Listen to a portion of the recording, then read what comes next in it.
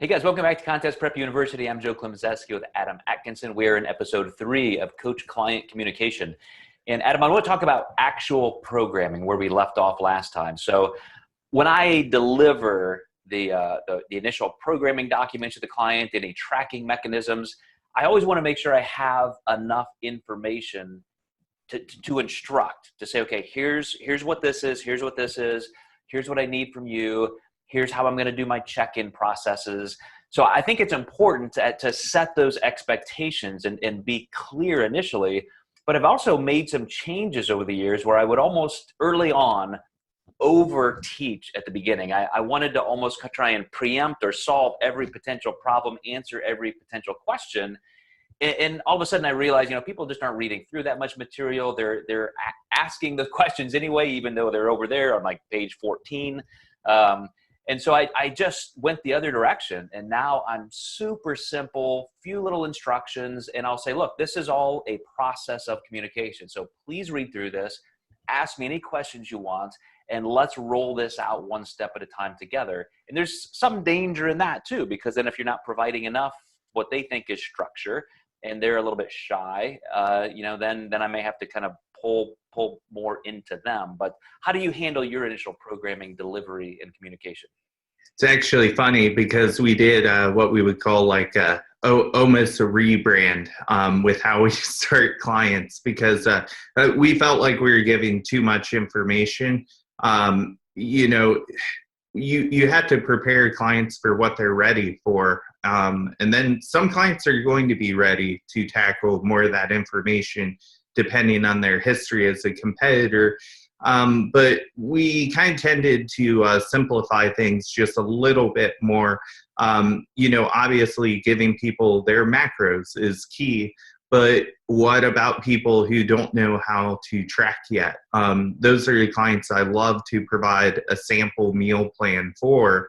So, you may not know what these 3 numbers mean, but here's what that amount of food looks like, and you can go to the store this day, buy all of this, and be set for the day. But also tell me if there's anything on this list that you don't like. Even though a lot of people will send me foods that they have allergies to or things that they dislike, maybe they're vegetarian, I make that sample meal plan based on their needs. And some people just simply don't even know what HIIT cardio or steady state cardio is. So that's where I find myself doing a lot of the initial instructing. We can thank Instagram influencers for saying everything's HIIT where it's not even close. So a lot of people think they know what HIIT is, and they have, no idea thanks to horrible information on Instagram. Well, in just clarifying things like this, I think it's helpful, and you can't state it enough. One of the things I do, because I know a lot of coaches have very fixed processes, your check-in is Friday at 2:00, don't bother me until it's that time. And then it's like a 1 or 2 sentence, like, good job, go for another week, do this. And I'll tell clients, look, I'm not that way. I'm checking my email at least 3 days a week. And so you're going to always have an answer from me within 24 hours or so. So please, especially in the first week or so of setting somebody up, a newbie, like you said, please ask anything. And I'm intentionally looking for their email. And again, you have to kind of draw them out and say, keep asking questions. What else can I help you with? And I'll always end, even a client I've worked with forever, with those kind of open invitations.